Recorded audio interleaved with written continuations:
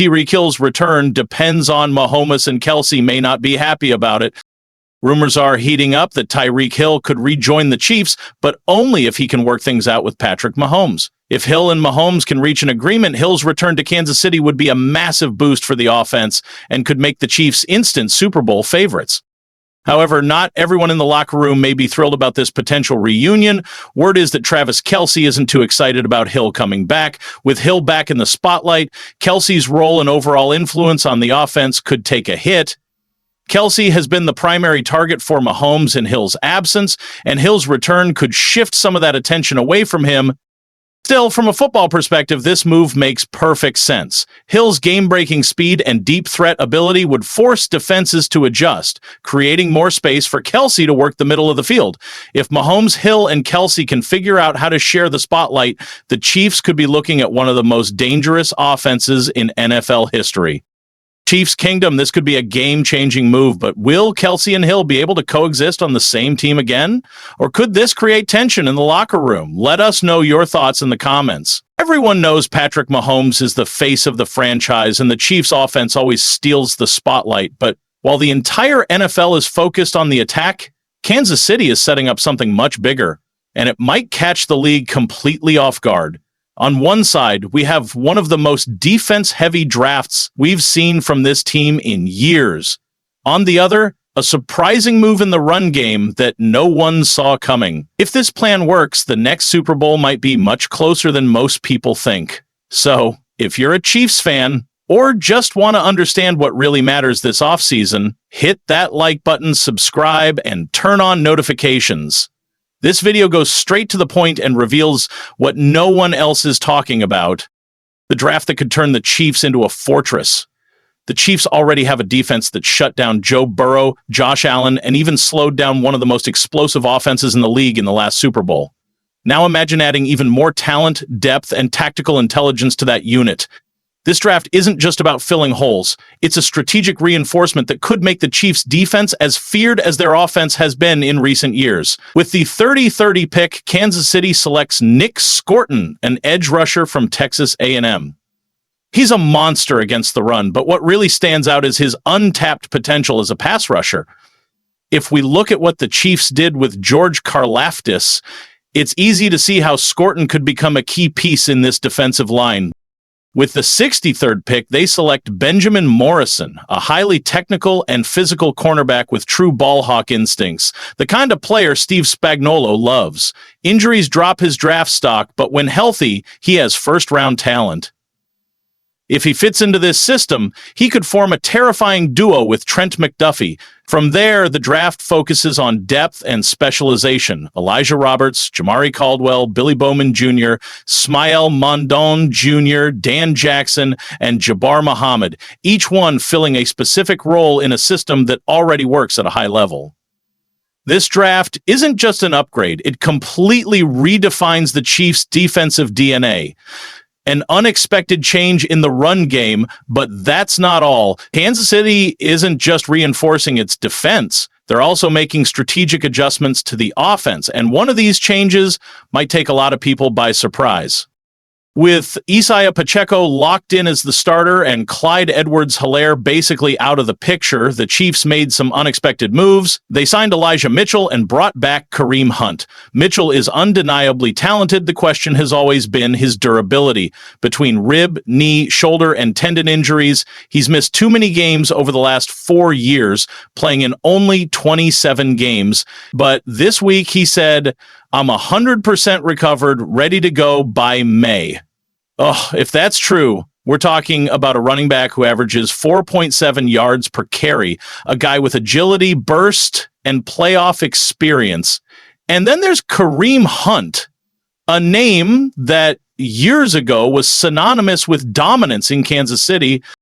He's not the same player from 2017, but he brings experience, reliability on third downs, and could complement Pacheco's style perfectly. With this kind of depth in the backfield, Andy Reid now has options for different situations. Mitchell can be the explosive playmaker, Hunt the reliable short yardage back, and Pacheco remains the workhorse. This isn't just reinforcement, it's a complete restructuring of the run game.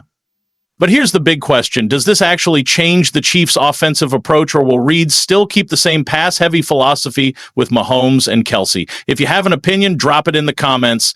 Kansas City is 2 steps ahead of the NFL. What the Chiefs are doing is what separates good teams from historic teams. They're not just trying to win the next game, they're laying the groundwork for long-term dominance. The draft is designed to solidify the defense for years to come, while free agency brought in key pieces to solve immediate problems. This shows a different mindset. Having Mahomes isn't enough to win championships. A team needs to be complete. If everything falls into place, 2025 might be the year Kansas City stops being just the favorite and becomes the team no one wants to face. If you enjoyed the video, hit the like button, subscribe to the channel, and let me know what you think about these moves. Can Mitchell really contribute? Is this draft the right strategy? I want to hear your thoughts. See you in the next video. The Kansas City Chiefs are gearing up for another crucial draft pick. And this one could set the stage for the future. With the 31st pick in their hands, they're staring down endless possibilities. Who will they choose to continue their Super Bowl chase? Let's break down 3 edge rushers who could turn the tide. All right, let's dive right in. The NFL draft is just 33 days away, and the Kansas City Chiefs are in a position to continue their dynasty building strategy. Their ability to draft and develop talent has kept them in Super Bowl contention year after year. From Patrick Mahomes leading the charge on offense to a defense that consistently steps up when it counts, the Chiefs have created a winning formula, and with the 31st pick in the upcoming draft, the options are wide open. What do the Chiefs need? The Chiefs have several positions that need to be addressed. They've got needs at defensive tackle, safety, left guard, left tackle, and there's also a big question looming over the future of the tight end position. Travis Kelce, one of the best to ever play the game, isn't getting any younger. The Chiefs are going to have to start thinking about who could step into those big shoes when the time comes. But let's not get ahead of ourselves. There's also a strong case for stacking up on edge rushers. Now, don't get it twisted. The Chiefs aren't exactly hurting for pass rushers. Charles Omenihu re-signed, and the team still has George Karlaftis, who's shown flashes of greatness. But let's be real, you can never have too many pass rushers. Adding more depth to the position could make a world of difference. And at pick number 31, there are some players who could bring that extra edge. Let's take a look at 3 edge rushers who might be the right fit for the Chiefs' defense. 1, Mike Green, Marshall. If we're talking about raw, unfiltered pass rushing ability, this guy is as pure as it gets.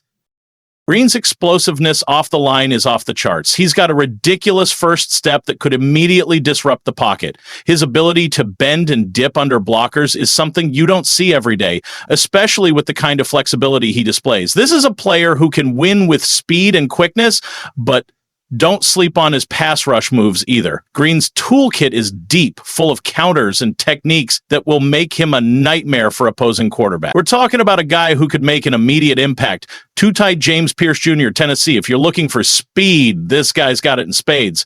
Pierce is another edge rusher with that explosive first step and the kind of bend that can leave offensive linemen in the dust. His ability to get low and create that angle for himself in the pocket could wreak havoc for the Chiefs. But, and this is a big but, there have been rumors about Pierce's off-field concerns. Some say his motivation and work ethic might not always be there. Now, we're talking about a kid with tons of potential, but if you put him in the right situation where he's not asked to play every down and can focus solely on rushing the passer, he could thrive. A designated rusher role in the Chiefs' defense could be perfect for Pierce, hiding his weaknesses while maximizing his strengths.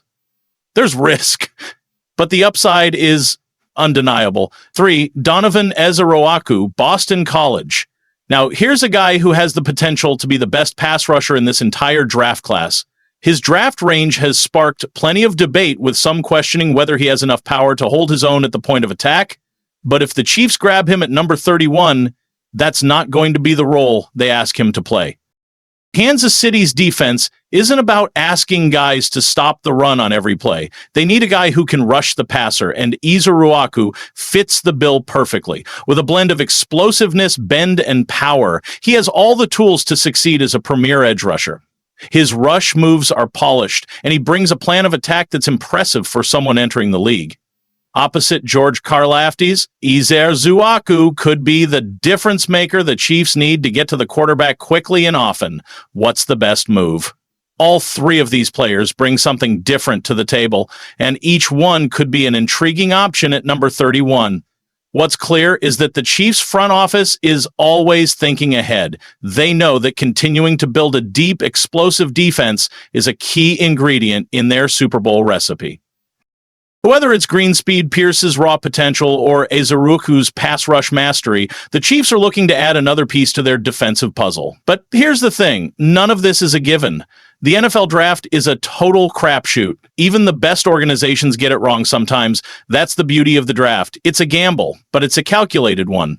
Kansas City has a track record of making smart, strategic picks that help them maintain their championship window, but the pressure is on. They've got to hit on this pick and keep stacking the deck for another Super Bowl run.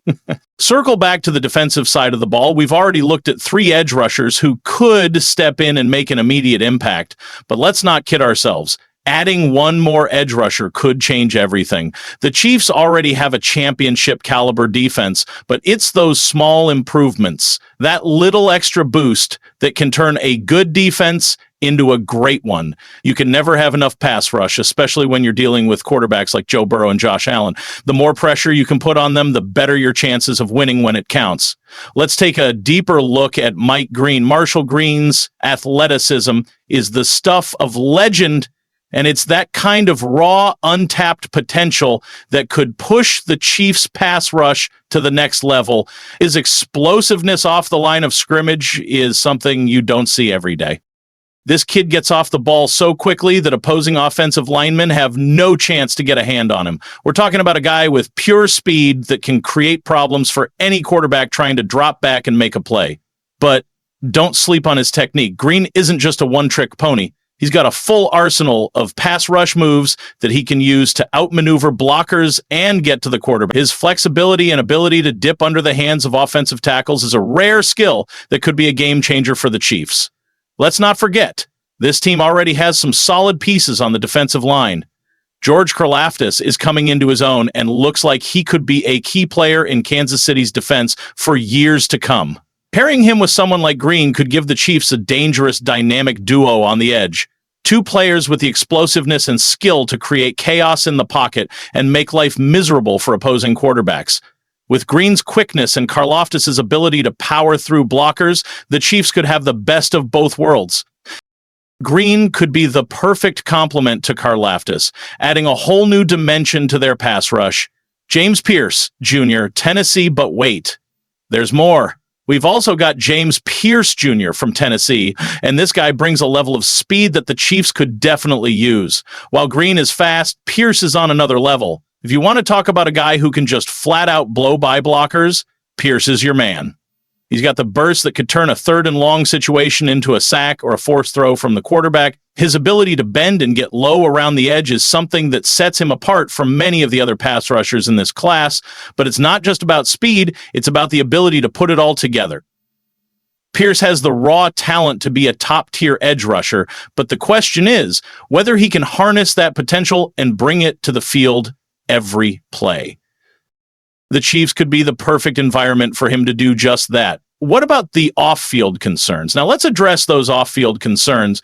Some people are saying Pierce might not have the drive to be a top-tier player. And while that's something worth considering, let's not forget how the Chiefs have handled players with similar concerns in the past. Kansas City has a culture of winning, and that culture can bring the best out of players. Look at how they've developed guys like Mahomes, Kelsey, and Tyreek Hill into superstars. If anyone can get Pierce to reach his full potential, it's the Chiefs coaching staff. Pierce might just need the right environment to thrive, and Kansas City could be the place where he finds that spark. If they can keep him focused and on track, Pierce could be a steal for the Chiefs. At number 31, Donovan Ezeraku, Boston College. And let's not forget about Donovan Ezeraku from Boston College. Ezeruaku's got that combination of explosiveness and power that makes him a nightmare for offensive tackles. His ability to rush the passer with both speed and power is exactly what the Chiefs need. With Karlaftis already being a solid presence on the edge, Ezeruaku could step in and provide that extra push the defense needs to consistently get to the quarterback. What makes Ezeruaku special? One of the things that really stands out about Izeru Uaku is his pass rush plan. He's not just relying on his physical gifts. He's got a well-thought-out strategy for every rush. That kind of intelligence in a pass rusher is invaluable, and it's something that could set Izeru Uaku apart from other edge rushers in this draft class. The Chiefs have a reputation for developing talent, and Izeru Uaku's high football IQ could make him a great fit in Kansas City's defensive scheme. See you next deal.